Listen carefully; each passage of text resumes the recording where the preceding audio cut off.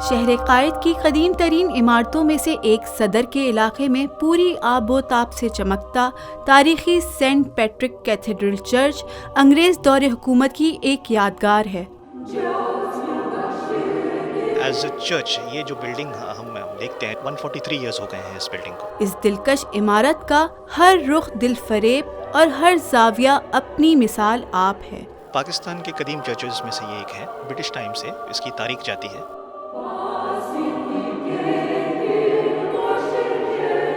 ہمارے دو بڑے مذہبی تہوار ہیں، ایک تو کرسمس ہے اور ایک ہم ایسٹر مناتے ہیں۔ مختلف ادوار میں اس کی تزئین و آرائش کا کام کیا گیا، جس کے بعد اس کی دلکشی اور دل فریبی میں اضافہ ہوا۔ ہر سال کی طرح اس سال بھی ہمارا تہوار بہت اچھا گزرے گا۔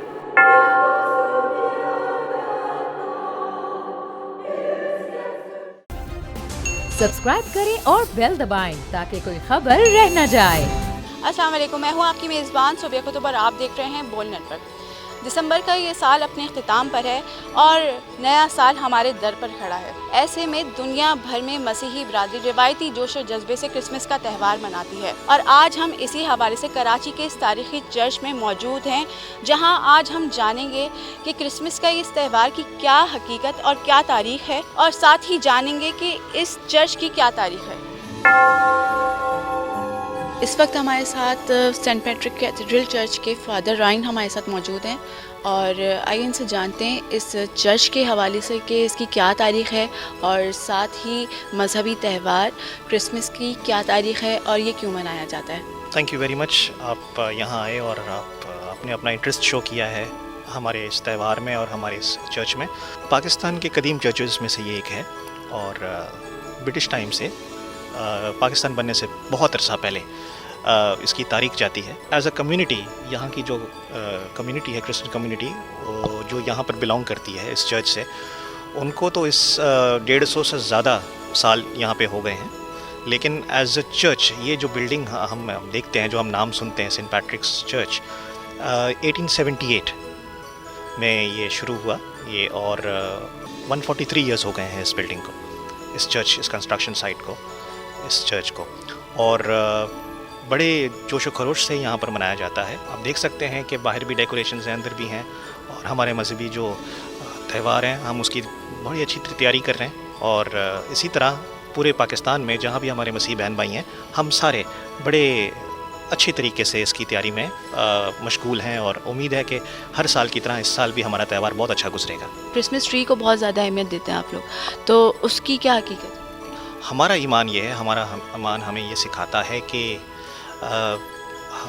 یسوع مسیح، جسے حضرت عیسیٰ آپ لوگ کہتے ہیں، کہ وہ خدا کا پیغمبر ہے، اور اس کی پیدائش کو ہم مناتے ہیں 25 دسمبر کو، اور بڑے دھوم دھام سے، کیونکہ ہمارا ایمان یہ ہے کہ دنیا نے کبھی خدا کو نہیں دیکھا، لیکن اگر ہم نے کبھی خدا کو دیکھا، اگر ہم نے خدا کو محسوس کیا، اگر خدا ہمارے درمیان آیا، تو وہ یسوع مسیح کی صورت میں آیا۔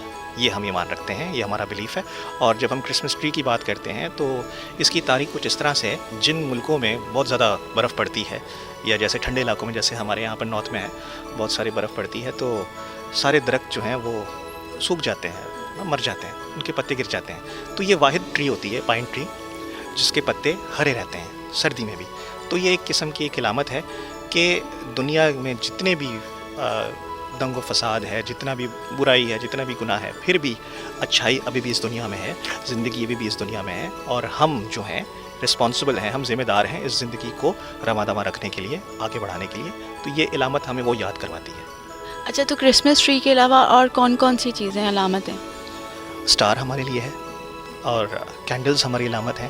ایک ایڈونٹ ریت ہوتی ہے، وہ ہماری علامت ہے، وہ ہمارے چرچ میں لگی ہوئی ہے، جس پہ 4 کینڈلز ہوتی ہیں، اور لائٹس ہیں، جس یہ ساری ہماری علامتیں ہیں۔ کرسمس کا یہ جو تہوار ہے، یہ کس طرح سے آپ لوگ اسٹارٹ لیتے ہیں؟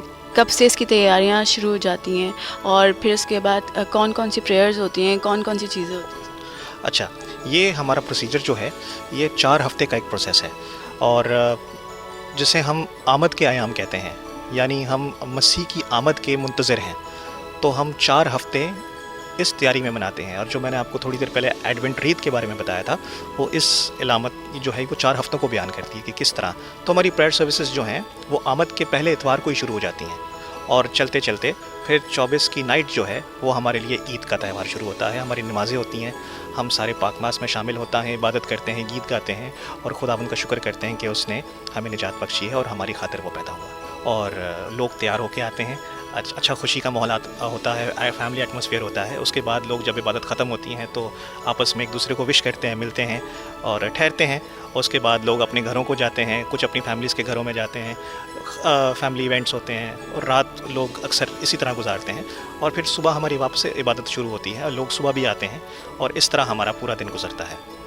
تو سینٹا کلاus کے بارے میں بتائیں کہ سینٹا کلاus بہت زیادہ فیمس ہے, ایک کریکٹر ہے یا اس کی مذہبی کوئی حقیقت ہے؟ ہاں, اس کے پیچھے ایک مذہبی حقیقت ہے. اب تو بیسکلی یہ زیادہ کمرشلائز ہو گیا ہے, لیکن بیسکلی سینٹا کلاus جو ہے وہ ایک ہمارے ماننا ہے کہ ہمارے ایک بشپ ہوتے تھے 4 صدی میں جن کا نام تھا سینٹ نکلس. وہ بشپ تھے. تو وہ جب رات کو نکلا کرتے تھے اپنے ٹہلنے کے لیے تو وہ دیکھتے تھے کہ لوگ جو غریب ہیں اس طرح مدد کرنا چاہتے تھے کہ کسی کو پتہ نہ چلے. تو وہ کیا کرتے تھے, پیسہ یا سونا لے کر وہ چمنی سے گرا دیا کرتے تھے. تو وہاں سے یہ کہانی ڈیولپ ہونا شروع ہوئی اور آہستہ آہستہ ہمارے پاس سینٹا کلاus پہنچا ہے. سانتا کلاus جو شارٹ فارم بیسکلی ہے سینٹ نکلس کا.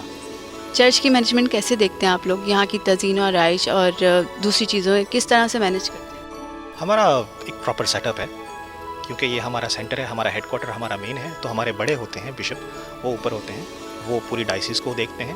نیچے ہمارے فادرز ہیں پوشن میں اور ہم رسپانسبل ہیں اپنی روحانی تربیت کے لیے. اور جہاں ایڈمنسٹریشن ہے اس کے لیے ہمارے پاس بہت سارے والنٹیئرز ہیں جو لوگ ہمارے ساتھ کام کرتے ہیں, ہماری مدد کرتے ہیں.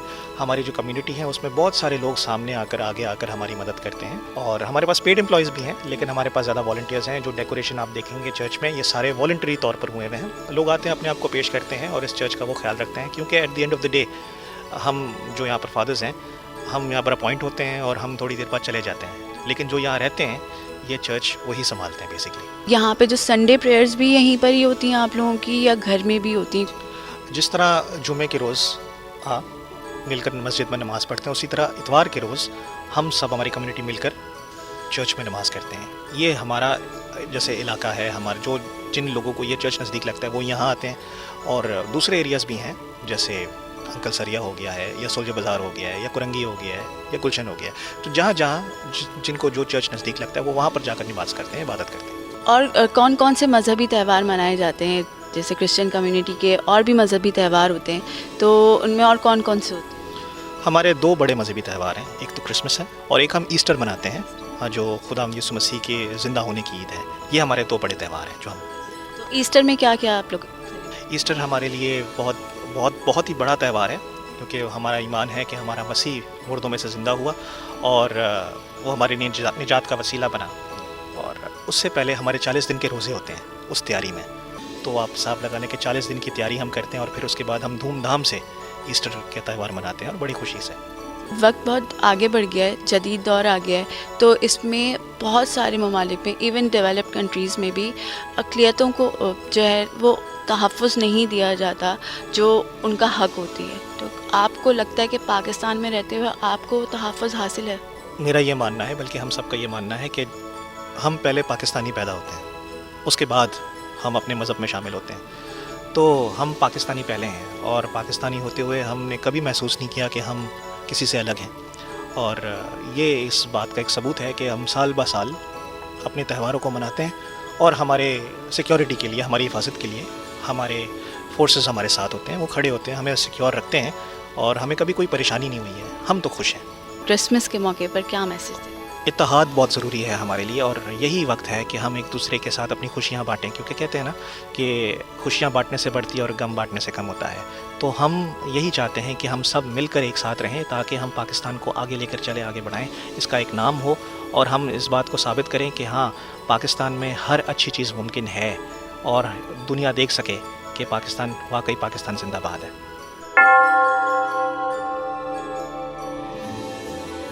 خوشی اور امن کا گہوارہ یہ تہوار مسیحی برادری کو جوڑے رکھتا ہے. امید کرتے ہیں آئندہ آنے والا یہ سال پاکستان کے لیے خوشیوں بھرا سال ثابت ہو. اسی کے ساتھ اپنی میزبان صبح کتب کو اجازت دیجیے. اپنا اور اپنے پیاروں کا خیال رکھیے, اپنے ملک کو صاف رکھیے. اللہ حافظ.